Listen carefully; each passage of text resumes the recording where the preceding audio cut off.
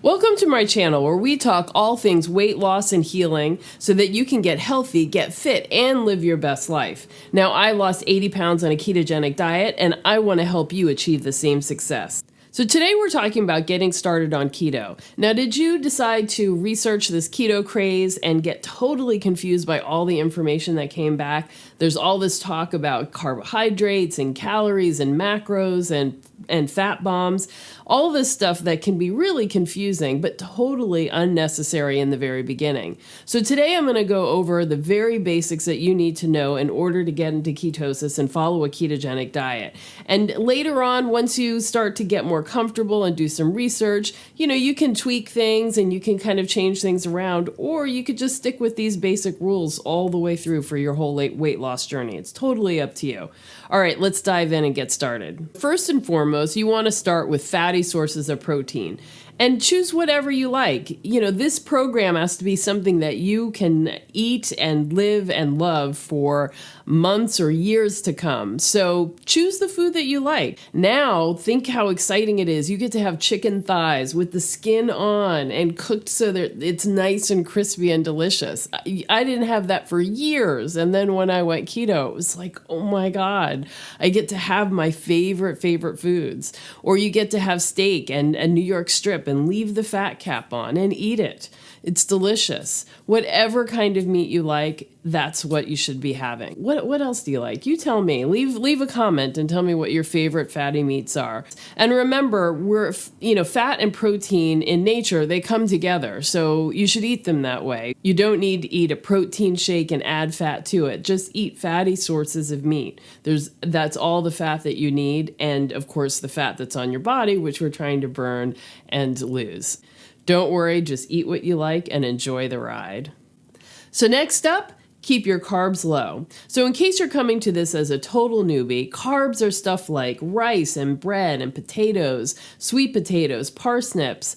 If it tastes sweet, it is sweet. You want to take those things out of the program.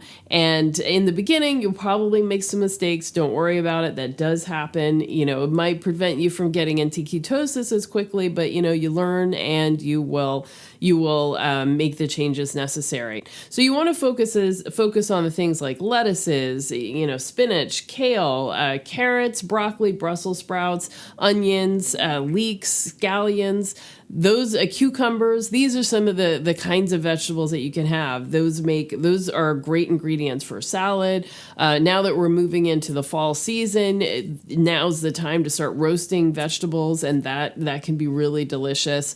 Many people love to roast cauliflower, broccoli, and of course Brussels sprouts. And now you can mix in bacon with those Brussels sprouts. Okay, so now that you've got the basics, fatty sources of protein and low carbohydrate vegetables, the third piece to put in is getting enough fat. Now, we don't want to go crazy with fat, but we also don't want to be afraid of it. Now, the whole point of this diet is to turn your metabolism around and get you burning your body fat for energy. But to do that, you do need to have some fat. And that's why we say eat fatty sources of protein. Don't go out looking for the filet mignon. Don't trim off all of the fat that's on the meat. Don't try to get the leanest kind of protein possible. Get the fatty sources of protein, the fat that comes naturally with the protein, and eat that. And then add in other stuff for flavor. So if you want to add butter to your vegetables, or if you want to cook with some fat, for sure, definitely do that. But when it comes to things like bulletproof coffee and pouring liquid fats into your beverages, having fat bombs, that is totally unnecessary, and in many cases will actually slow down your progress. So just stick with basic food, let the fat sources come from there. Don't go crazy. And if you're having salad, definitely have full fat salad dressing. If you don't want anything that's got sugar in it, you want to check all of your condiments, make sure there's no sugar in it. Make sure that you have the fat that you need, but don't go crazy with it. So you might have noticed that I did not say anything about fruit. Now, fruit is one of those things that has this halo of health around it, but in fact, it is a beautiful, brightly colored, delicious tasting ball of sugar. So it is not something that you need to have on this program. It is not something that you need to have for health, frankly. All of the antioxidants and the things in fruit that people say is so healthy, you can equally get in vegetables without as much sugar. So for example, the antioxidant that makes blueberries blue is the same thing that makes purple carrots purple, red cabbage red. It's in various kinds of kale. It's in lots of different vegetables. So there's absolutely no reason you need to have fruits.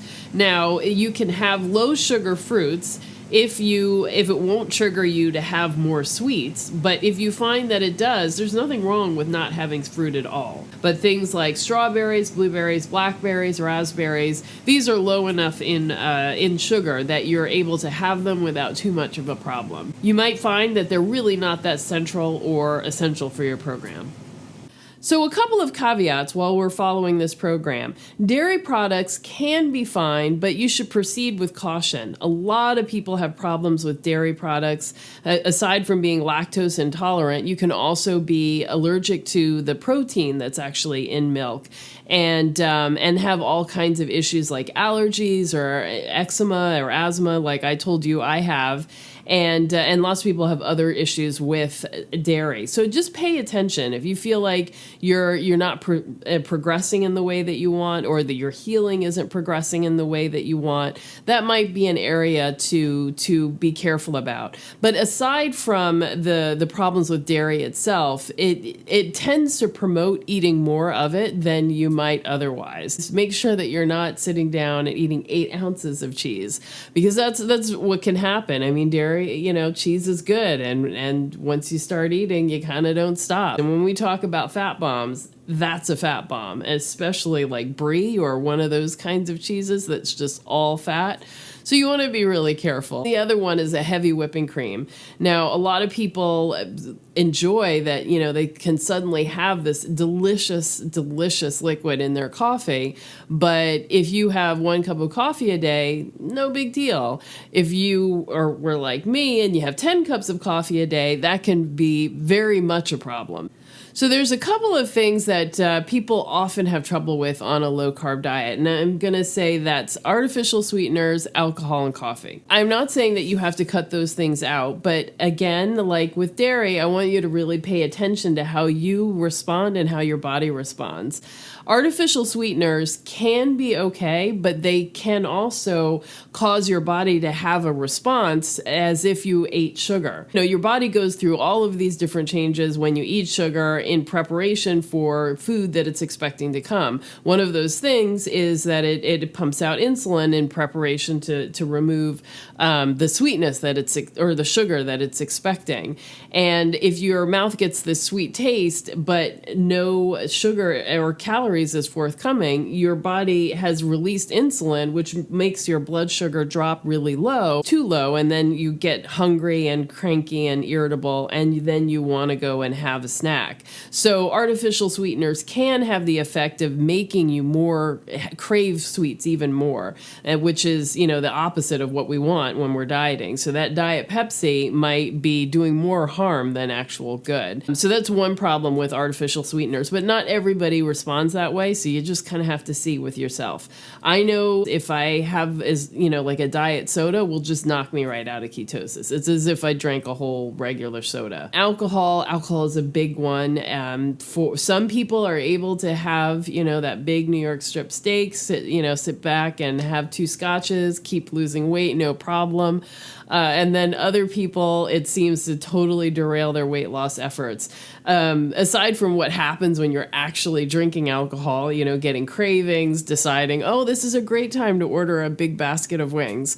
Even if all of that stuff doesn't happen, alcohol itself can cause a slowdown of your weight loss or other kinds of problems. And if you're trying to heal and you've got some metabolic issues going on, you might want to take a 30-day break and just make sure that you get fully fat adapted, and then reintroduce alcohol slowly and see how you respond. For most of my journey, I was very limited with alcohol because I did find, when I drank, I didn't lose as much the next week, on the scale the next week. So it's a choice you got to make. And then finally, coffee. Coffee is delicious. We love it. It's hard to give up, but it can be a real problem for people who like very sweet coffees or, like a lot of cream or milk and stuff in it.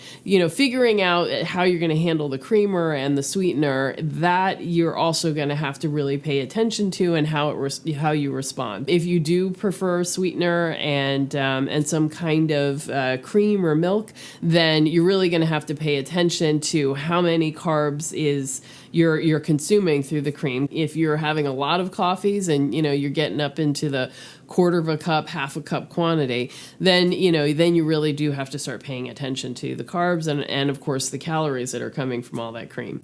So I would say the number one most important thing that you really need to do on a ketogenic diet is have enough salt. Now, I know this sounds crazy, and many of you may have high blood pressure or be concerned about having that, or just think that it's unhealthy to have salt and that's something that you really want to cut down. Don't do that. A lot of I'm sure you've probably heard the term keto flu. A lot of the keto flu is just a problem of electrolyte balance. One of the things that happens when you go on a keto diet and you switch from burning sugar for energy to burning fat for energy is that you lose a lot of water. And this is great. And it's fine that we lose that water. In many cases, we're very inflamed and we're carrying a lot of water that's totally unnecessary. So it's good that we lose that water, but when you lose water, you're also losing electrolytes. That's why we can sometimes feel really tired and lethargic. That's one of the things that happens if you don't have enough sodium and enough electrolytes. It's pretty simple to fix. Basically, just have some salt, and if you feel better within 10 minutes, that was the problem. So what you want to do is just, salt your food. Don't, try to replicate what you were doing before on a high carb diet where you were trying to restrict your salt. Just use regular salt, use as much as you need to in order to enjoy, your meal, and don't hold back. And then in addition to that, you might want to add more salt throughout the day. Now, there are various ways that people handle this. Sometimes people who exercise can find if they take a half a teaspoon of salt in a shot glass of water right before going, or 30 minutes before working out, that it actually gives them more energy because, there's a whole lot of biochemistry reasons why it would do that, but that's something that people do. But if you're eating 3 times a day and you're not, engaging in fasting and other stuff, by salting your food pretty heavily, you should be able to get enough salt. And if you do feel a little headachy or a little weak or lethargic, put a little salt underneath your tongue and let it dissolve. And if you feel better within 10 minutes, then that was really the problem. You can also mix it in with water. Some people don't like, the taste of like drinking salt water. That's a little bit hard, but you can do that. Or you can if you get like coarse chunks that you put in a grinder and you grind, you can suck on some of those pieces of rock, pop it like a mint or something like that. And you will notice too that when you get cravings or if you feel really hungry, having some salt actually knocks that out. In fact, it's actually your body crying out for salt. Also, you might want to try drinking more mineral water, which usually has not only sodium, but calcium, magnesium, and potassium. It's very important that we have all of these electrolytes, so don't think of sodium as something that is, working against us. We actually need this. Notice how you feel, and if you feel tired, definitely have some. If you're in more danger by not having enough than you are by having too much. Thanks for hanging out with me today, and if you got value out of this video, I ask you to hit the subscribe button below. I hope to do these on Thursday mornings, and I will see you soon.